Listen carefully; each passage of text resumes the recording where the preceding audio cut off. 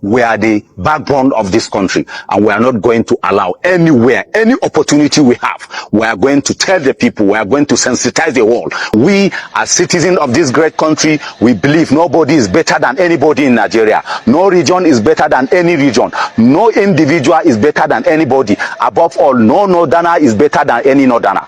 Because you are from Sokoto, that does not make you better than somebody from Kogi or Lokoja or Taraba or Benue. And equally, because you are from Nasarawa, that does not make you better than somebody from Zamfara or Kebbi. We are all equal.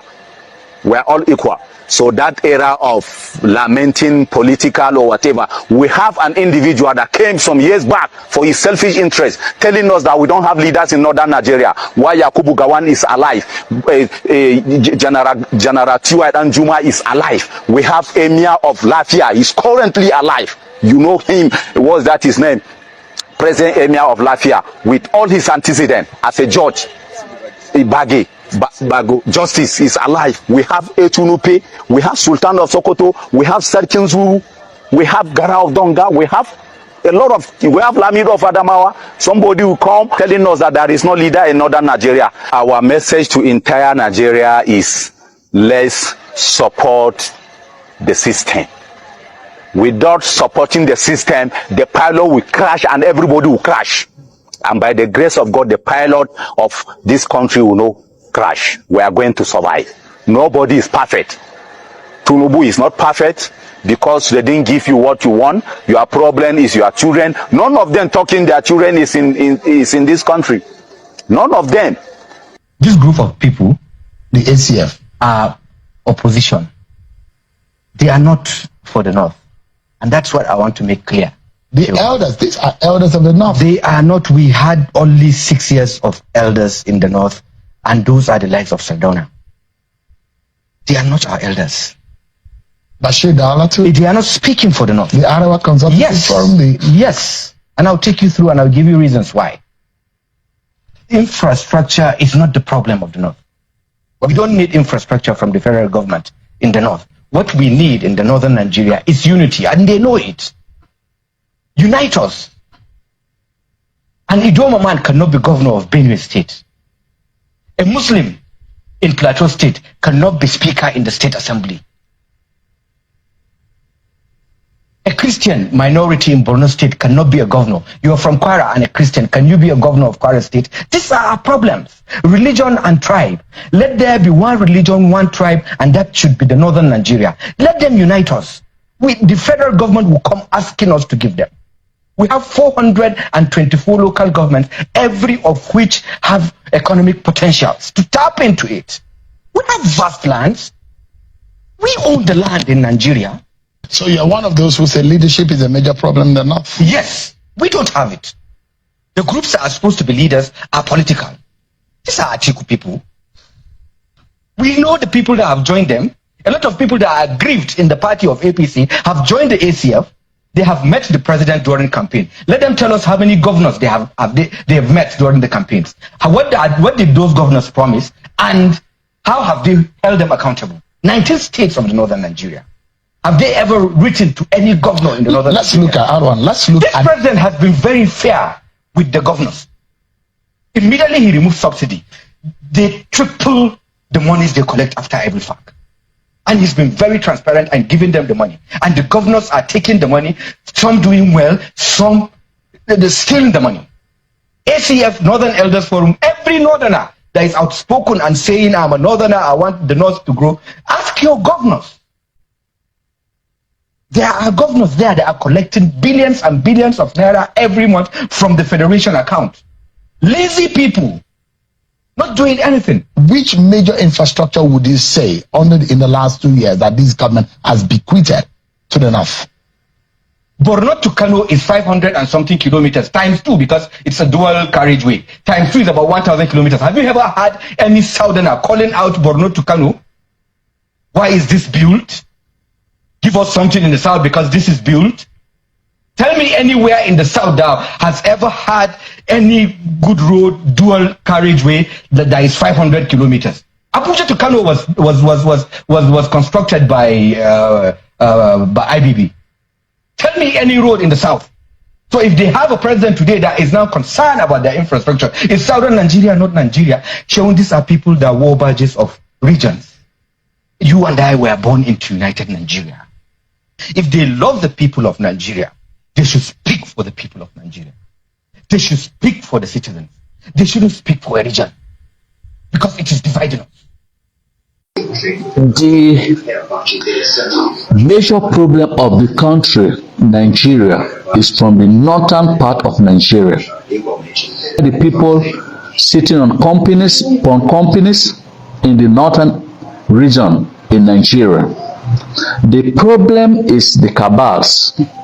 And again, the problem is the northern people. But with all this power they have, you see the problem they have? The highest beggars in that country, the Nigeria, is the northern people. The refugees in Nigeria is the northern people. The poverty in that country is really dominating the northern area, the northern people. And again, if you look, the terrorism heart in Nigeria is the northern people.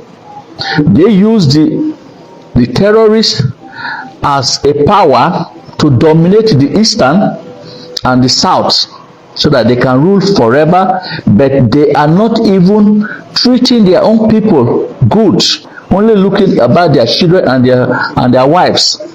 Then what do you think they can do to the people from the east, the south, and the west? They won't think anything about we.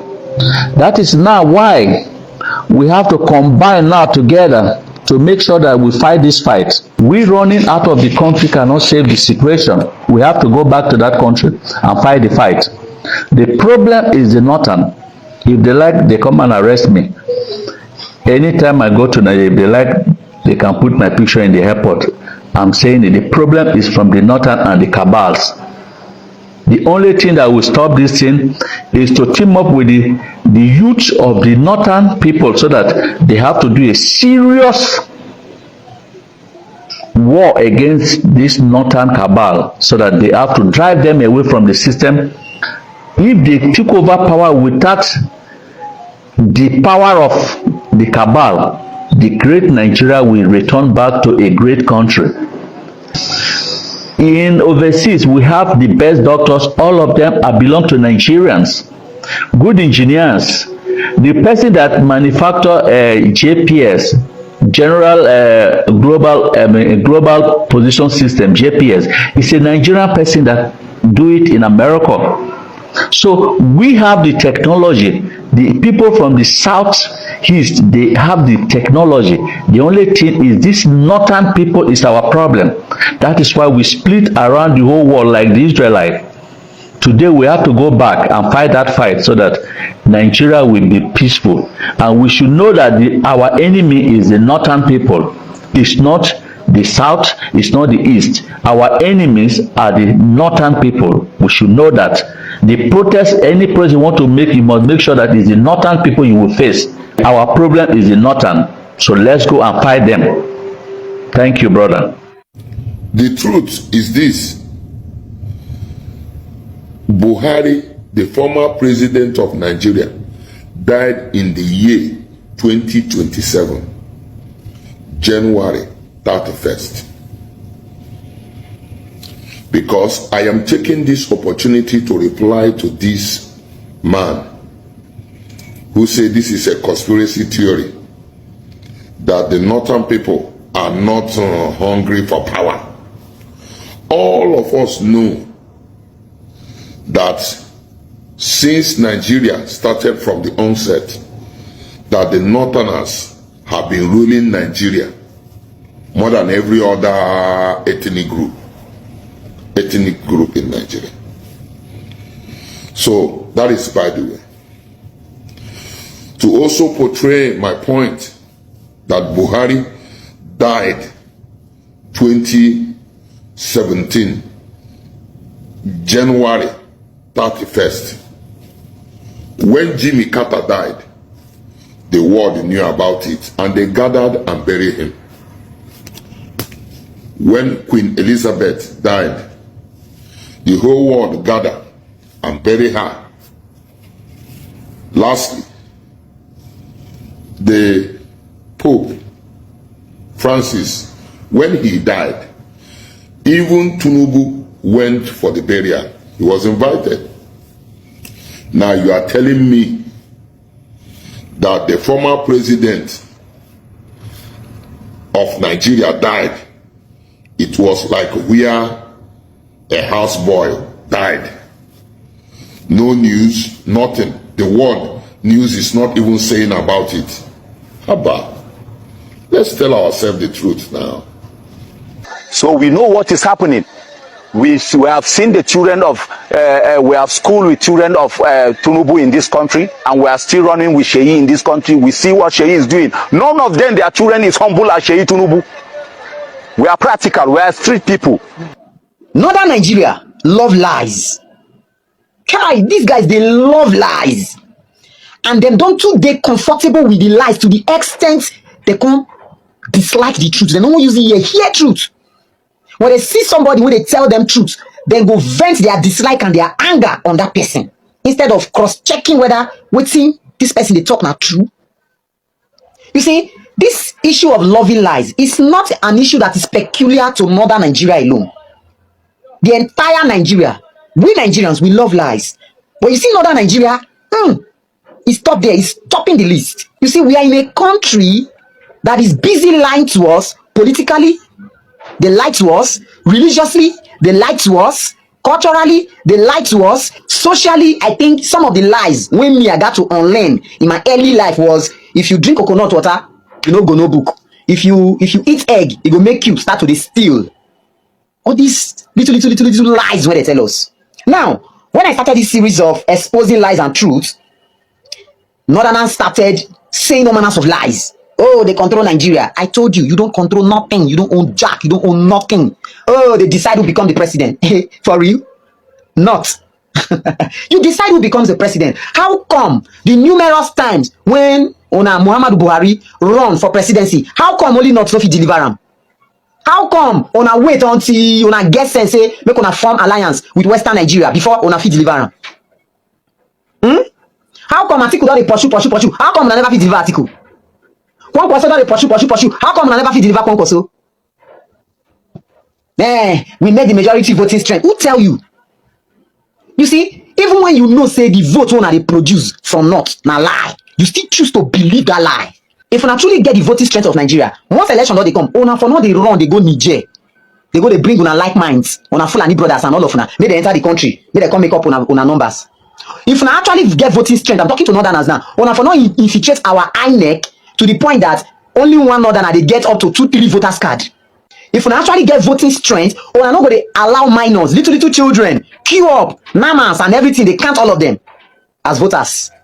We know all of these things. Video evidences are all over the place. And in all of this, you still choose to believe, say not, they produce majority voters. And some of these lies, they don't eat into southern Nigeria to the point that a lot of southerners, they believe these lies. Because when a lie has been perpetuated for so long, it tends to assume the position of truth. But it's not true. And because of these numerous lies where they fly all over the place, that is the reason I choose not to believe the population head count when our national population census, that commission, they announce all over the place. Lies all over the place. A country that have lied to us politically, religiously, culturally, and otherwise. Virtually everything we've been told. Lies. This is reason I don't believe them. Because these northerners, they know the implication, the serious implication that they will face if they announce their exact population figures. They know the implication. So they will infiltrate every institution to make sure that they inflate their numbers. Do you understand it? Now let's face reality that is facing us. If you've been to the north, you realize that in their villages and cities, southerners make a huge percent of their population. Right?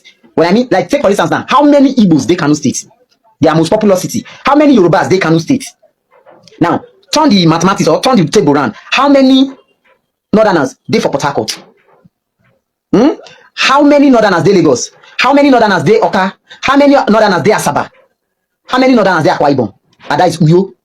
Now, go to the villages. Now, you now realize that even in their northern communities, we still make a reasonable amount of the numbers. They come to the south, you don't find them anywhere.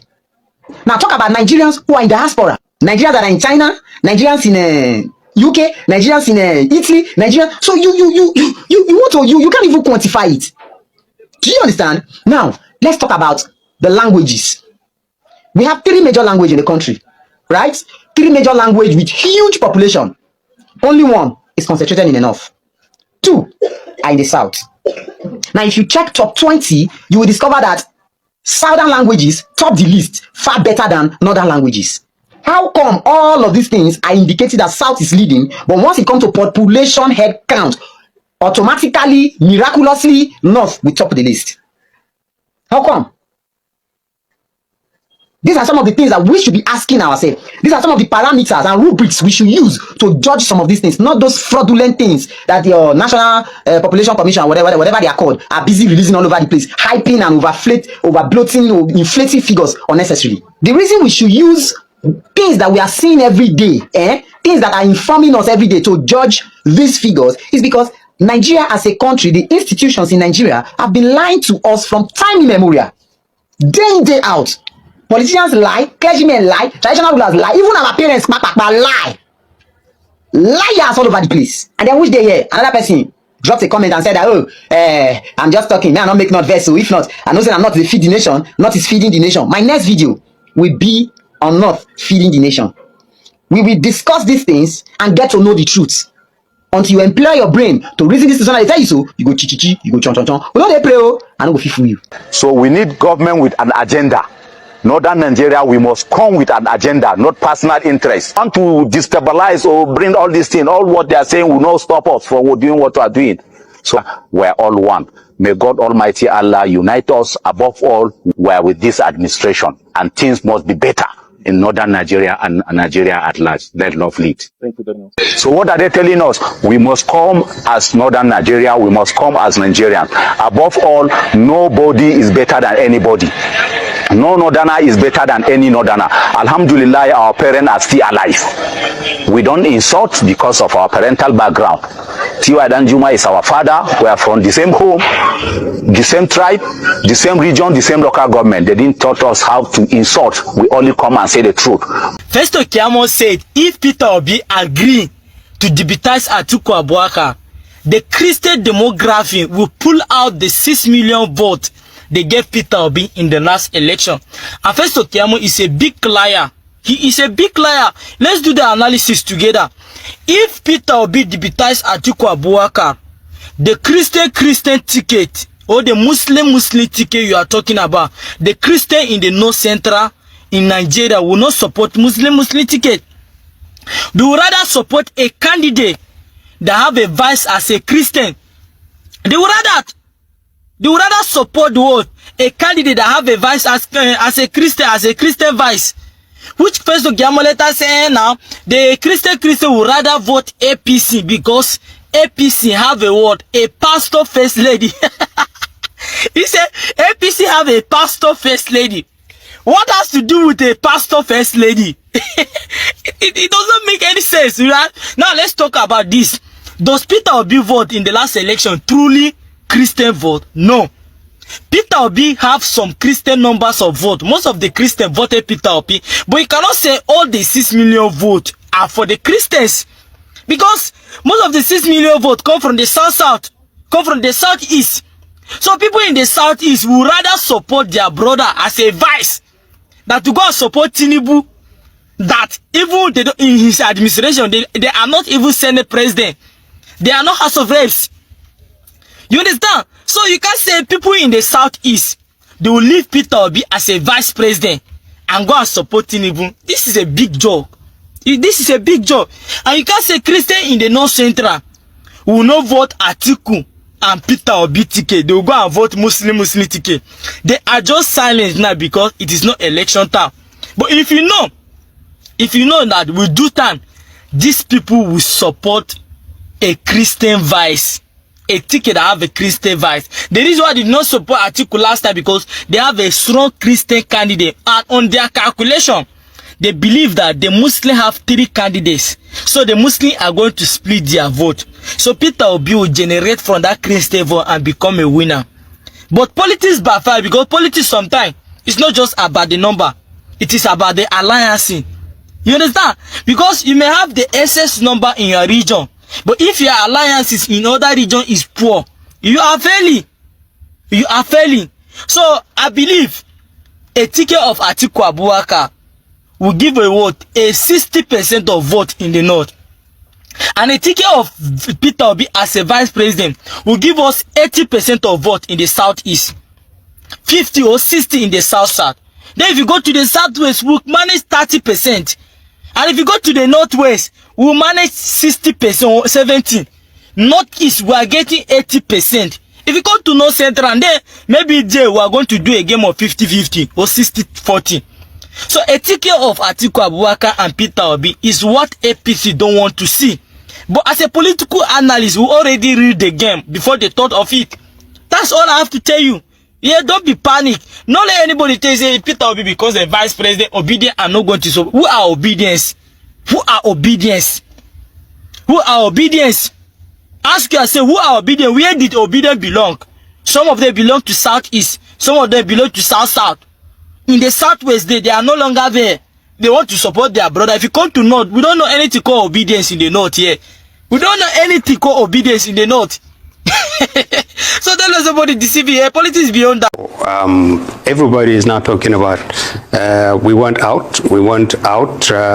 Either we want out of Nigeria or we want some Nigerians out of our territory. We want sovereignty. We want out of the union. We have to have this or we leave. We've never had this kind of clamor before. For as far as the North is concerned, we watch this, we worry, because we've been this road before. We know how dangerous it is.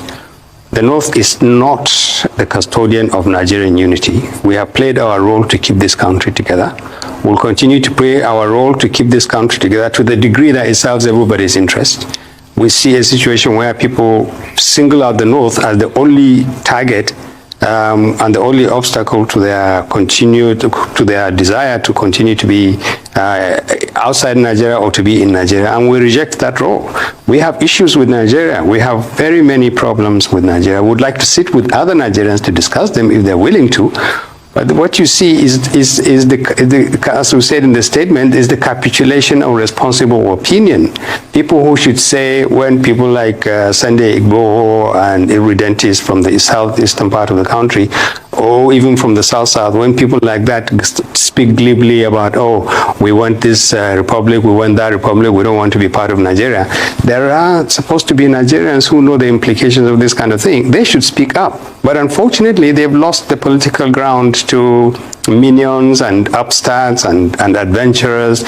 And frankly, to be honest with you, people who are no better than the thugs and the bandits that are terrorizing everybody in this country. Those people are now occupying the center stage, and they speak in language that scares everybody, including the politicians who have abdicated their responsibilities. And now we're beginning to see politicians who are now aping these upstarts and these adventurers, and just see what is coming out of the Southwest now. This is supposed to be one of the most enlightened part of the country. Quite possibly the region with the biggest stake in the continuation of Nigeria, enlightened community that has always said it is in the front, it is progressive, it can find solutions to the rest of the country, and the leadership in the Southwest is speaking the same language as the politicians that their ineffective leadership and the ineffective leadership of the country at the center is creating. And this is a real threat. So yes, we are worried about these languages. We know some of them are being targeted at the North. We are quite capable of defending our own interests, and we can speak our own language.